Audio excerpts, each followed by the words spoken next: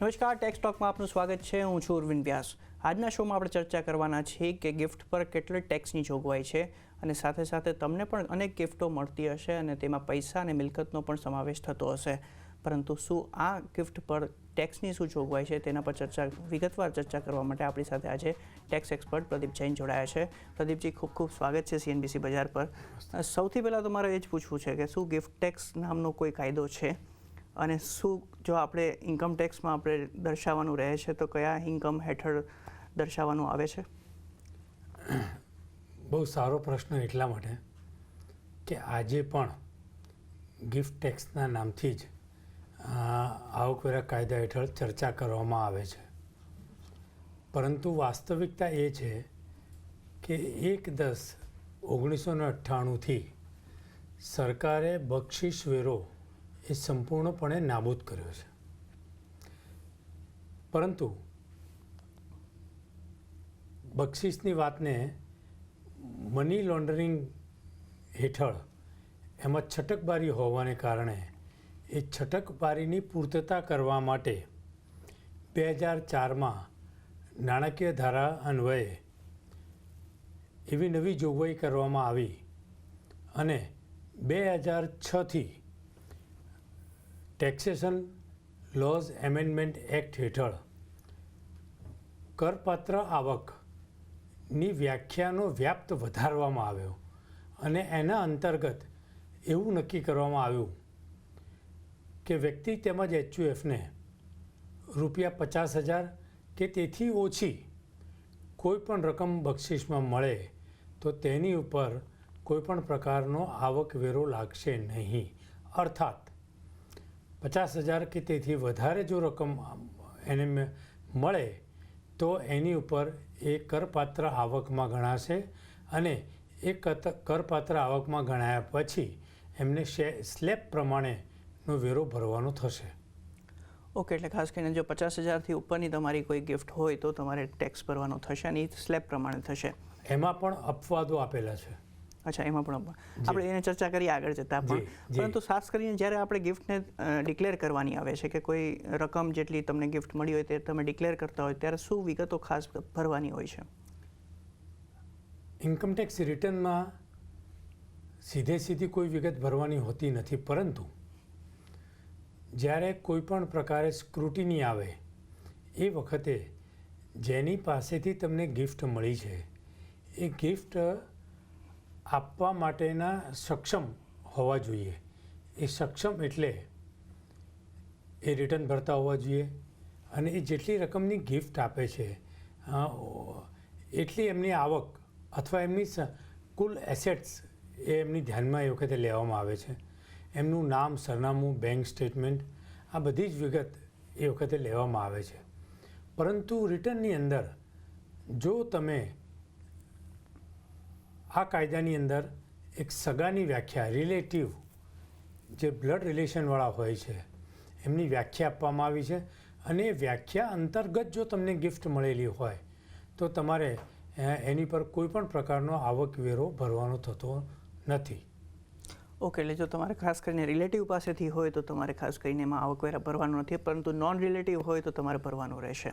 જરૂર. એમાં પણ તમને 50,000 સુધી એ તમને કોઈ પણ પ્રકારનો વેરો લાગશે નહીં. પરંતુ અહીંયા સમજવાની એ બાબત છે કે મને અમારા એક રિલેટિવ પાસેથી 40,000 રૂપિયા મળ્યા છે, બીજા રિલેટિવ પાસેથી મને 21,000 મળ્યા છે.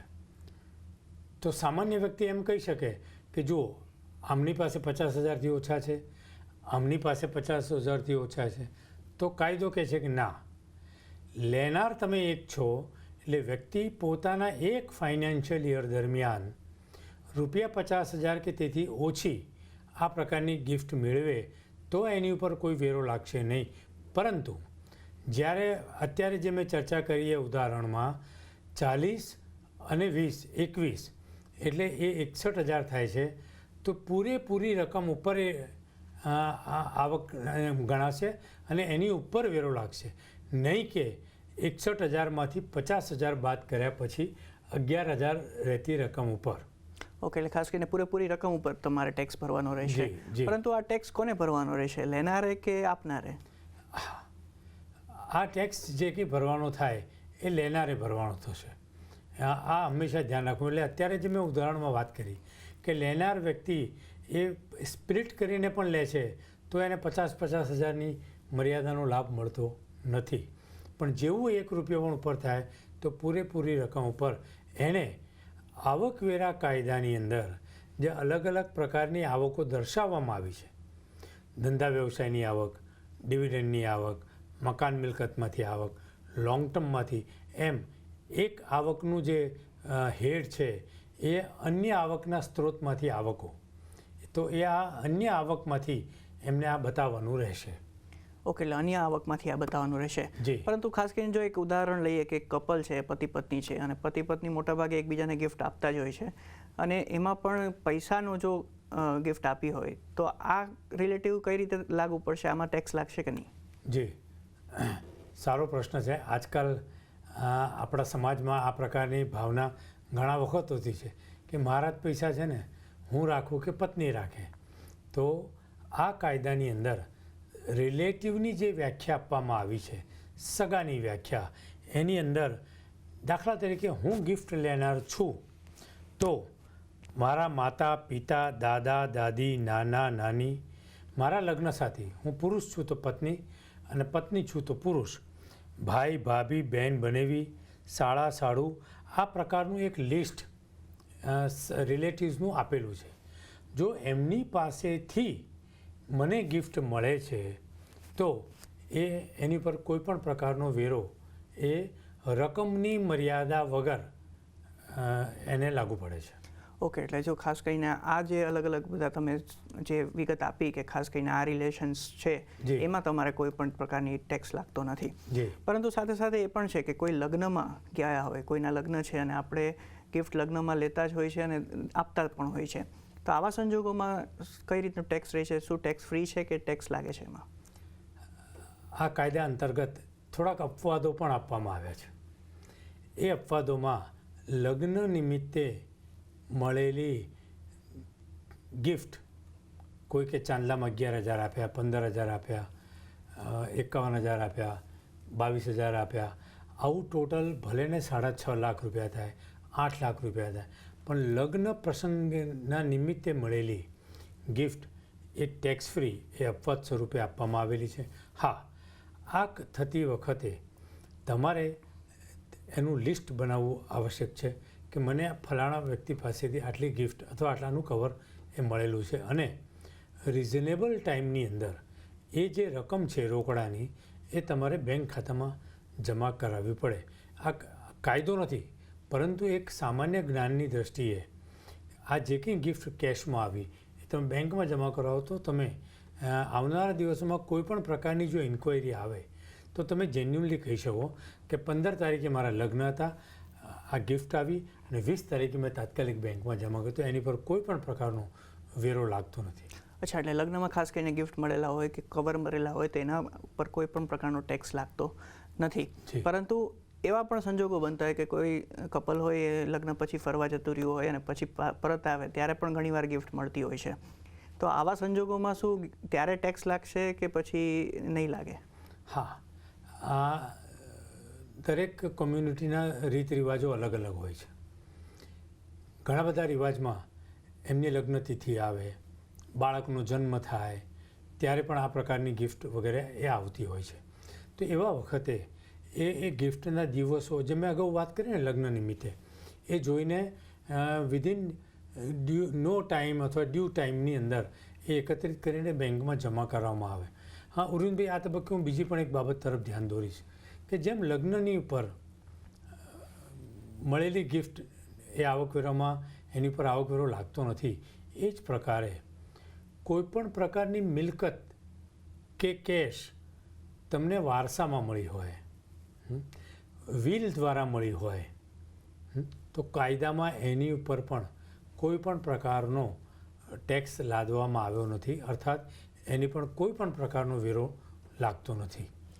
ઓકે, એટલે ખાસ કરીને લગ્નની સમય લાગી હોય તો ત્યારે તમને ટેક્સ ફ્રી છે, પરંતુ પછી જો થોડા સમય પછી મળતું હોય તો અલગ અલગ જી. સંજોગોના અલગ અલગ નિયમો હોય છે ખાસ કરીને. અને વારસાગતની પણ તમે વાત કરી કે વારસાગતમાં પણ તમને જો મિલકત અથવા પૈસા મળેલા હોય તો તેના પર જી. પણ ટેક્સ લાગતો નથી.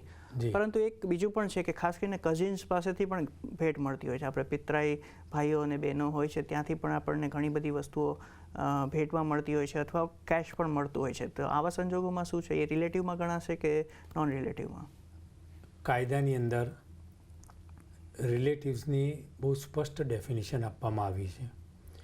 માત્ર એટલા વ્યક્તિ પાસેથી જ જો તમને કોઈ પણ પ્રકારની ગિફ્ટ મળે છે તો એની ઉપર કોઈ પણ પ્રકારનો વેરો ભરવાનો થતો નથી. પરંતુ એ સિવાયના કોઈ પણ વ્યક્તિ પાસેથી મળે છે તો એ તમને માત્ર 50,000 સુધી એની ઉપર કોઈ વેરો લાગતો નથી. પરંતુ જો એનાથી વધી જાય તો એ તમામ રકમ ઉપર વેરો ભરવાની જવાબદારી આવે છે. ઓકે, એટલે 50,000થી ઉપર હોય તો તમારે વેરો ભરવો પડે. જી. પરંતુ સાથે એક આપણે પતિ પત્નીનું જે ઉદાહરણ આપ્યું હતું તેમાં જ આપણે એક વસ્તુ એ પણ ઉમેરીએ કે પતિએ પત્નીને પૈસા આપેલા છે ને એણે પૈસાને રોકીને ક્યાંકથી રિટર્ન અથવા વ્યાજ મેળવ્યું છે, તો એ વ્યાજ અથવા રિટર્ન પર કઈ રીતની જોગવાઈ રહે છે? બહુ સારો સવાલ, તમે ટેકનિકલ સવાલ પૂછ્યો છે આખો. ઘણા બધા લોકો પોતાની આવકનું પ્લાનિંગ કરવાનું વિચાર કરતા હોય છે. એવા વખતે આ પ્રકારની સલાહ પણ અપાતી હોય છે. પરંતુ આવા વખતે ધ્યાન થોડુંક એ રાખવું કે આની સાથે સાથે કાયદાની કલમ 64 એટલે ક્લબિંગ ઓફ ઇન્કમની જોગવાઈઓ પણ લાગુ પડે છે. જો તમે પત્નીને આ પ્રકારની ગિફ્ટ આપો છો અને કોઈક જગ્યાએ એ રોકાણ કરે છે, આવી પ્રકારની પરિસ્થિતિ હોય છે. રોકાણોમાં પણ બે પ્રકાર છે. તમને તત્કાલીન કોઈ પ્રકારની આવક નથી મળતી, પરંતુ માત્ર તમારી વ્યાજની આવક ઓછી કરવા માટે તમે એ ચોક્કસ પ્રકારની રકમ એમને આપો છો અને એ તરત જ વ્યાજે મૂકે છે અને વ્યાજની આવક આવે છે. તો એવા વખતે ક્લબિંગ ઓફ ઇન્કમની જોગવાઈ આવા કિસ્સામાં લાગુ પડી શકે. તો એનું એક જરા વિવેકપૂર્ણ રીતે એનું પ્લાનિંગ કરવું જોઈએ. ઓકે, એટલે ક્લબિંગના હિસાબે તમારે આનું પ્લાનિંગ કરવું પડે. પરંતુ સાથે ક્લબિંગમાં એક બીજો પ્રશ્ન પણ છે. માઇનર ચાઇલ્ડ હોય અને તેને ભેટ ઘણી બધી મળતી હોય છે, તો એ શું ક્લબિંગમાં સમાવેશ થશે કે નહીં થાય? ચોક્કસ. માઇનોર માટેની એક આવકવેરા કાયદામાં અલગથી જોગવાઈ છે. માઇનોર જ્યાં સુધી મેજર થતો નથી ત્યાં સુધી એને કોઈ પણ પ્રકારની જો આવક એ આવતી હોય તો માત્ર 1,500 રૂપિયા એને બેઝિક ડિડક્શન તરીકે એમાં બાદ આપવામાં આવે છે. એ સિવાય બાકીની તમામ રકમો એ માતા કે પિતા એ બેમાંથી જેની વધારે આવકવાળું રિટર્ન છે એની આવકની અંદર એ ઉમેરાઈ જાય છે. એટલે માઇનોરના સંદર્ભમાં પ્લાનિંગ કરતી વખતે થોડુંક ટેક્સ ફ્રી ઇન્કમનું પ્લાનિંગ, બાકીનું બીજું ક્યાં રોકી શકાય, આવું થોડુંક જરા એનો વિચાર કરવો જોઈએ. ઓકે, એટલે માઇનરમાં જો ગિફ્ટ મળતી હોય તો તમારે ખાસ એનું આયોજન કરીને તમારે પ્લાનિંગ કરવું પડે. તો આ સાથે ખાસ કરીને એક બીજો પણ સવાલ છે. હવે તહેવારો આવશે, દિવાળી આવશે આવનારા દિવસોમાં, ઘણા બધા ગિફ્ટ મળશે. કોઈ દુકાનદાર પર્ટિક્યુલર હોય એને પ્રમોશનલ ગિફ્ટ મળતી હોય છે, પ્રમોશનલ ઓફર્સ મળતી હોય છે અને એને ફોર એક્ઝામ્પલ 80,000ની કંઈક વસ્તુઓ મળી છે પ્રમોશનલ અને ગિફ્ટ તરીકે. આના ઉપર કઈ રીતે એને ટેક્સ ભરવાનો રહેશે?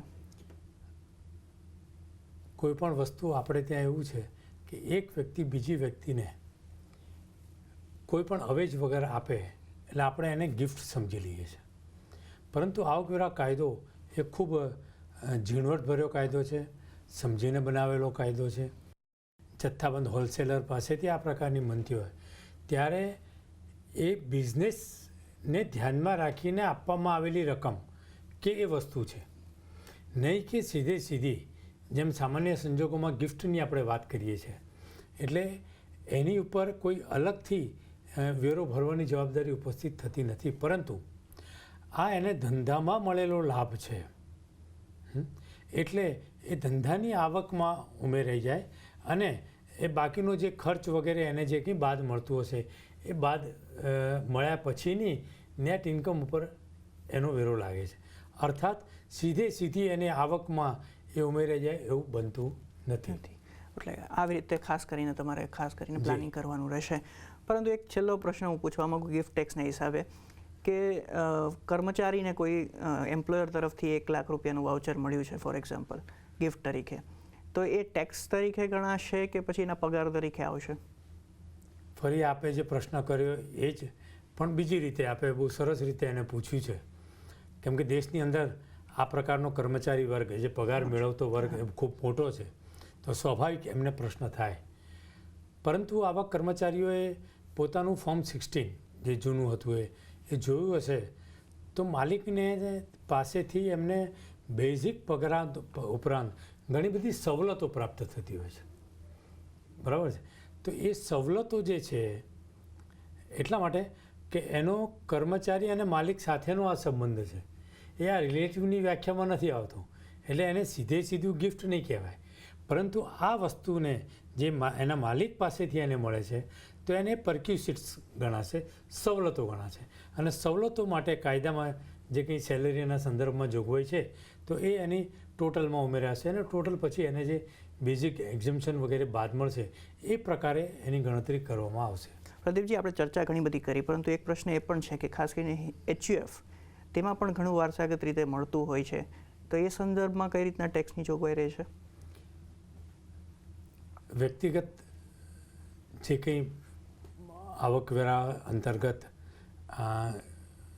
વેરો લાગે છે એ પ્રકારે કાયદામાં HUFની એન્ટિટી આપવામાં આવી છે અને એને પણ આનો લાભ મળશે એવું કહેવામાં આવ્યું છે. HUFનો કોઈ સભ્ય એના HUFને ગિફ્ટ આપે તો એની પર કોઈ વેરો ભરવાનો થતો નથી. એ જ પ્રકારે HUF દ્વારા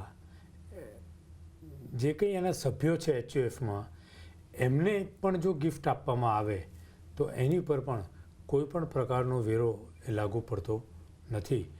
અહીંયા કાયદામાં HUF કે એના જે કંઈ સભ્યો છે એને એક પરિવાર તરીકે જોવામાં આવ્યું છે અને એમાં ક્લબ ઓફ રિલેટિવ્સ એવું એ શબ્દ પ્રયોગ એની અંદર કર્યો છે. એટલે એને પણ આ જે કંઈ ઇન્ડિવિડ્યુઅલને લાગુ પડતી જોગવાઈઓ છે એને પણ એમાં લાગુ પડે છે. ઓકે, એટલે વ્યક્તિગત રીતે જે તમામ જોગવાઈ લાગુ પડતી હોય એ HUFમાં પણ લાગુ તમને પડશે. પરંતુ આ કરતી વખતે ક્લબિંગ ઓફ ઇન્કમની જોગવાઈને ધ્યાનમાં રાખીને પ્લાનિંગ કરવાની આવશ્યકતા ઓકે, છે. ખાસ કરીને પ્લાનિંગ તમારે કરવું પડશે. કોઈ પણ ગિફ્ટ મળતું હોય, કોઈ પણ વારસાગત રીતે પણ તમને મિલકત અથવા પૈસા મળતા હોય તો તમારે ખાસ કરીને પ્લાનિંગ કરવું ખૂબ જરૂરી છે અને એ રીતે જ તમારે ITR પણ ભરવાનું રહેશે અને એ રીતે ટેક્સની જોગવાઈ પણ તમને લાગુ પડશે. તો આપણે ચર્ચા કરી ગિફ્ટ ટેક્સ ઉપર, પરંતુ સાથે સાથે હવે દર્શકોના પ્રશ્નોનું સમાધાન પણ મેળવીએ. ખાસ કરીને ગરિમા દવે કરીને અમદાવાદથી છે, તેમણે એક પ્રશ્ન સરસ પૂછ્યો છે. તેમનો સવાલ છે કે મારે એમને 2 દીકરા NRI છે અને ITR 2માં સંબંધીથી મળેલી ગિફ્ટ દર્શાવવાની જગ્યા નથી મળી રહી એમને. આવા સંજોગોમાં કઈ રીતના ડિસ્ક્લોઝ કરવાનું રહેશે અને કઈ રીતે રિટર્ન ભરી શકશે? ગરિમાબેનના પ્રશ્નમાં જ એનો ઉત્તર સમાયેલો છે. મેં અત્યારે શરૂઆતમાં જેમ વાત કરી ને, રિલેટિવ્સ એટલે એક પરિવાર, બ્લડ રિલેશન આવી મેં વાત કરી, અને સંબંધી. તો રિલેટિવ અને સંબંધી એ જુદા થાય છે. સંબંધી આપણા કોઈ પણ હોઈ શકે, બરાબર, પણ પરિવારના રિલેટિવ એ આપણા બ્લડ રિલેશનમાં અને કાયદામાં જે જોગવાઈ કરેલી છે એ જ લોકો એની અંદર આવે છે. તો સંબંધી પાસેથી મળેલી ગિફ્ટ એ એમની કરપાત્ર આવક એમની ગણાશે. કરપાત્ર આવક ગણાવવાને પરિણામે ITRમાં એમને અન્ય આવકના સ્ત્રોતના શીર્ષક હેઠળ એ આવક બતાવવાની રહેશે. અને જો રિલેટિવ હોય, બ્લડ રિલેશન, જે આ કિસ્સામાં નથી, પરંતુ જો હોય તો એ ટેક્સ ફ્રી છે, એની પર કોઈ વેરો લાગતો જ નથી. તો જેની ઉપર કોઈ વેરો લાગતો નથી એના ITRમાં અર્થાત આવકવેરાના રિટર્નમાં એને બતાવવાનું હોતું જ નથી, એટલે કોઈ બતાવવાનો પ્રશ્ન ઉપસ્થિત થતો જ નથી. ઓકે, એટલે તમારે આ રીતના તમારે રહેશે. જો સંબંધી હોય અને નોન રિલેટિવ છે તો તમારે એ રીતે દર્શાવવાનું રહેશે, પરંતુ જો રિલેટિવ જ છે તો તમારે કોઈ પ્રશ્ન ઊભો થતો જ નથી. આ સાથે એક બીજા દર્શકનો પણ પ્રશ્ન છે, તરલ શાહ વડોદરાથી મોકલ્યો છે. તેમને પૂછ્યું છે કે તેમના સસરાએ તેમને શેર્સનો પોર્ટફોલિયો સંભાળવા માટે આપ્યો હતો અને તેમને 5 લાખ રૂપિયાનો નફો કરાવી આપ્યો છે, પરંતુ તેમને ખાસ કરીને એમના સસરાએ 1 લાખ રૂપિયા ભેટ તરીકે આપ્યા છે પ્રોફિટમાંથી. તો તેના ઉપર કઈ રીતના ટેક્સની જોગવાઈ રહેશે? તરલભાઈ શેર બજારનું કામ કરે છે એટલે એકદમ ચાલાક પણ છે અને હોશિયાર પણ છે. આપણે કોઈકનું કામ સંભાળતા હોઈએ એટલે કોઈકના વતી આપણે કામ કરીએ છીએ, આપણે પોતે કામ કરતા નથી, બરાબર?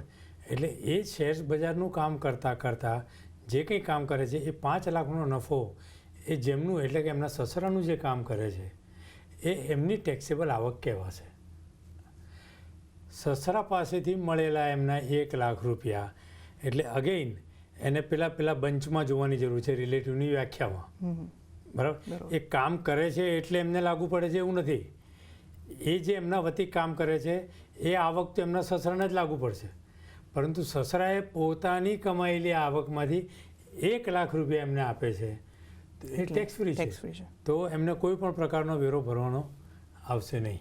ઓકે, એટલે તમારે કોઈ પણ પ્રકારનો વેરો આમાં 1 લાખ રૂપિયા જે તમને ભેટમાં મળ્યા છે તેના પર ભરવાના આવશે નહીં. જી.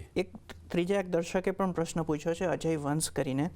તેમને એક થોડુંક દુવિધા છે મારા ખ્યાલથી, કારણ કે એમને સવાલ પૂછ્યો છે કે ITR ફાઇલિંગ તેઓ 6 વર્ષથી કરે છે પરંતુ ક્યારેય તેમણે લોન લીધી નથી, તો ઇન્કમટેક્સ વિભાગ સિબિલ કેમ નથી વધારતા? હવે આમાં થોડુંક મિસકન્સેપ્શન છે, એ તમે દૂર કરવા માગો તો? સિબિલને અને ઇન્કમટેક્સ ડિપાર્ટમેન્ટને કે ઇન્કમટેક્સ એક્ટને કશું જ લાગુ વળતું નથી. એની સાથે કોઈ સીધો કે આડકતરો સંબંધ નથી. પરંતુ આ સિબિલની જે વાત છે is covered by credit information bureau of India limited. એના દ્વારા ગવર્ન થાય છે અને એના જે કંઈ નિયમો છે કે તમે કયા પ્રકારનો નાણાકીય વ્યવહાર કરો છો, રેગ્યુલર કરો છો, ઇરેગ્યુલર કરો છો, કોઈક જગ્યાએથી લોન લીધી છે, તમે રેગ્યુલર પેમેન્ટ કરો છો, નથી કરતા, આ બધું ગવર્ન કરવાની જવાબદારી એ credit information bureau of India લિમિટેડની છે, નહીં કે ઇન્કમટેક્સ ડિપાર્ટમેન્ટની. ઇન્કમટેક્સ ડિપાર્ટમેન્ટ તો માત્ર તમે વર્ષ દરમિયાન કમાયેલી આવક ઉપર યોગ્ય રીતે વેરો ભર્યો છે કે નહીં, માત્ર એની જ ચકાસણી કરે અને જો એમાં કોઈ ફોલ્ટ હોય તો એ પૈસા તમારી પાસેથી કઈ રીતે રિકવર કરવા અથવા ભરાવવા એની જ માત્ર ચિંતા કરે છે. ઇન્કમટેક્સ ડિપાર્ટમેન્ટને સિબિલને સીધો કોઈ સંબંધ નથી. ઓકે, એટલે ખાસ કરીને આવકવેરા વિભાગ અને ખાસ કરીને સિબિલને કોઈ સંબંધ નથી. આ તમારી મિસકન્સેપ્શન છે તે દૂર કરવામાં આવી છે, કારણ કે ક્રેડિટ ઇન્ફોર્મેશન બ્યુરો દ્વારા આ એક સિબિલ સ્કોર તમારો બનાવવામાં આવતો હોય છે.